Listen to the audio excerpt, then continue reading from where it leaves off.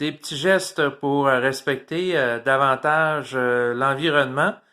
En fait, je vais vous partager dans les prochaines minutes des choses que j'ai faites dans ma vie de tous les jours pour faire moins de pollution, pour être plus respectueux de mon environnement. Bien sûr que ce que je vous partage, bien, il y a quelques actions que j'ai faites. Je dis pas que ma vie est parfaite puis totalement en respect avec l'environnement, là, sur le plan écologique, mais l'idée, c'était de diminuer la pollution que je fais, là, tout simplement.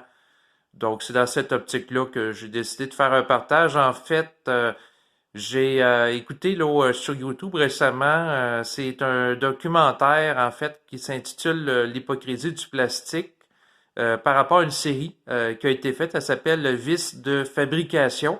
Donc, je trouve ça extrêmement intéressant. Puis, concernant le plastique, ben, l'hypocrisie, c'est qu'il y a beaucoup de plastique qui est fait. Et puis, il y a des signes comme de quoi que le plastique est recyclable, alors que dans les faits, il ne l'est pas nécessairement. Donc, vous avez des plastiques avec le logo du recyclage, catégorie 1, 2, 3, 4, 5, 6. Mais dans les faits, c'est pas nécessairement tout ça qui est recyclé. D'où la pertinence de diminuer la consommation de plastique, surtout que le plastique n'est pas biodégradable. Ça prend beaucoup de temps avant qu'il se décompose. On parle de plusieurs centaines d'années. Donc, c'est sûr, dans cette optique-là, après avoir écouté ce documentaire-là, puis il y en a d'autres aussi qui vont dans le même sens, j'ai décidé de faire des petites actions. Tout d'abord, ben, c'est sûr que utiliser un sac réutilisable quand que je fais l'épicerie, euh, puis de le nettoyer plutôt que d'utiliser des sacs jetables comme ceux-ci, donc dans la mesure du possible. Ensuite, lorsque je vais acheter des noix, au lieu d'acheter des noix dans des contenants en plastique à usage unique, comme celui-ci, donc des noix de luxe mélangées, en passant, c'est ma sorte préférée. Donc, des noix qui sont crues, il n'y a pas de sel à ajouter. Je trouve ça extrêmement nourricier, surtout pour les gens qui mangent essentiellement d'une manière végétarienne. D'ailleurs, dans les dernières années, je me suis mis à manger essentiellement d'une manière végétarienne. Ça serait un autre sujet, par contre, pour une autre capsule pour plus approfondir. Mais bref, au lieu d'acheter ça dans des contenants jetables une fois utilisés, ce que je fais, c'est que je vais chez Buck Barn, ici au Québec, puis utiliser un pot comme celui-ci en vitre, où j'ai fait remplir le contenant là, avec le même type de noix. Ça va être plus écologique d'agir ainsi. Pour ce qui est des pailles, à présent, donc c'est sûr qu'autrefois, j'achetais des pailles à usage unique jetables, faits de plastique. Donc, mais je les lavais puis je les réutilisais. Par contre, c'était pas nécessairement l'idéal. Et puis, à un moment donné, ben, j'ai tombé là, sur Internet sur une vidéo qui parlait des pailles par rapport, dans le fond, au métal, des pailles faites en acier inoxydable ou également en bambou qu'on peut nettoyer par la suite. Ça me fait penser à un siphon là, pour nettoyer une cheminée. Donc, c'est sûr que j'ai acheté ça. Ce que je vous dirais par rapport aux pailles de métal, moi, quand j'ai ça dans la bouche, ça me fait penser à un appareil de dentiste. Donc, c'est froid. Le contact est froid. Lorsqu'on boit du café avec ça, c'est pas nécessairement agréable parce que ça va chauffer, le métal étant conducteur. Donc, c'est pas ce que je priorise, bien que le métal, sur le plan esthétique, est très beau. Là, de mettre ça dans un verre de vin, c'est très beau. Je préfère les pailles de bambou.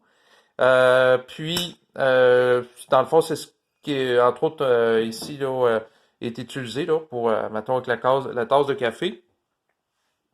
Ensuite, comme autre chose qui peut être faite pour limiter, entre autres, l'utilisation du plastique, la pollution, ben, c'est que lorsqu'on va à l'épicerie pour acheter des fruits et légumes, donc il y a souvent des sacs de plastique qui sont présents à usage unique, comme celui-ci, où on va mettre les fruits et légumes, puis au lieu d'utiliser ça, c'est d'utiliser un sac qui est réutilisable pour y mettre à l'intérieur les fruits et légumes et réduire ici la pollution qui est faite en utilisant des sacs de plastique comme ça, jetables.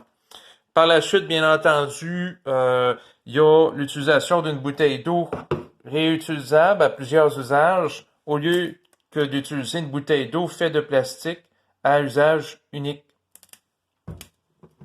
Ensuite, dans les actions que j'ai faites pour favoriser le respect de l'environnement, c'est sûr que j'ai contacté par téléphone la compagnie Publisac ici au Québec. Ils font la livraison chaque semaine de circulaires publicitaires avec également des journaux. Bon, il y a au moins une soixantaine de pages là-dedans, alors que l'information, on peut la retrouver aujourd'hui sur Internet. Puis aussi, le sac de plastique, ça fait de la pollution. Donc, ce que j'ai fait, ben, c'est que les sacs de plastique que je conservais de publicitaires que j'utilisais pour la litière de mon chat, et puis je récupère aussi là, des fois ceux que les voisins vont mettre dans le bac de recyclage bleu, parce que je le partage avec d'autres personnes. Et dans le fond, quand il y en a qui vont jeter ça, ben, je les récupère s'ils sont pas souillés par de la nourriture. Ou je vais récupérer aussi les sacs de plastique qui servent à mettre le pain à l'intérieur pour mettre la litière de mon chat puis les mettre aux poubelles. Puis j'utilise aussi les sacs de Publisac dans mon réfrigérateur pour mettre dedans des matières compostables. Comme ici, vous pouvez voir, il y a une pelure de banane que j'ai mis à l'intérieur. Donc, ici au Québec, on a la possibilité de plus en plus dans les villes d'avoir des bacs bruns, donc de cueillette à chaque semaine, là. Donc hebdomadaire. Et puis, par rapport aux bacs bruns, ben, c'est sûr que là, eux autres, ils récupèrent les matières compostables. Donc, c'est sûr que en lien avec le bac brun, ben là, je vais mettre les matières compostables là-dedans. Je vais vider le sac, puis le mettre dans le bac brun, parce que c'est sûr que le sac de plastique est pas compostable, pardon.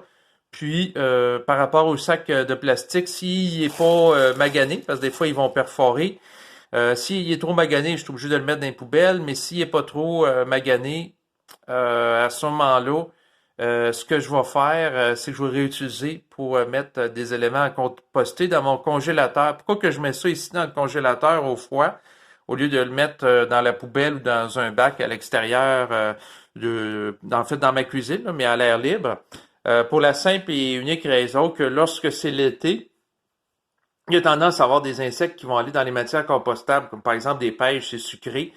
Donc, c'est pour ça que j'utilise pas ça. Puis j'ai décidé à l'année de prendre des matières biodégradables dans l'optique de mettre ça dans le bac brun, dans un sac comme ça, au froid. Comme ça évite qu'il y ait des insectes qui se propagent à l'intérieur là, de ma résidence. Donc, c'est le petit partage que je voulais faire aujourd'hui. Donc, j'ai fait au fil du temps quelques modifications. C'est sûr que c'est pas exhaustif, il y aurait beaucoup de choses encore à faire, mais il y a des choses que je me sens pas nécessairement prêt. Je me suis ouvert à certaines choses, mais par exemple, utiliser des mouchoirs ou du papier de toilette réutilisable, présentement, je me sens pas prêt à ça, là. Mais mon optique, c'est de vous dire que vaut mieux faire quelques petits gestes que de rien du tout. Donc, c'est pour ça que je vous partage ça. C'est sûr que je prétends pas que tous mes comportements sont totalement écologiques, mais l'idée, c'était de vous partager les initiatives en matière d'écologie que je trouve intéressantes, là. Donc, là-dessus, je vous dis à bientôt. Merci de votre écoute. Au revoir.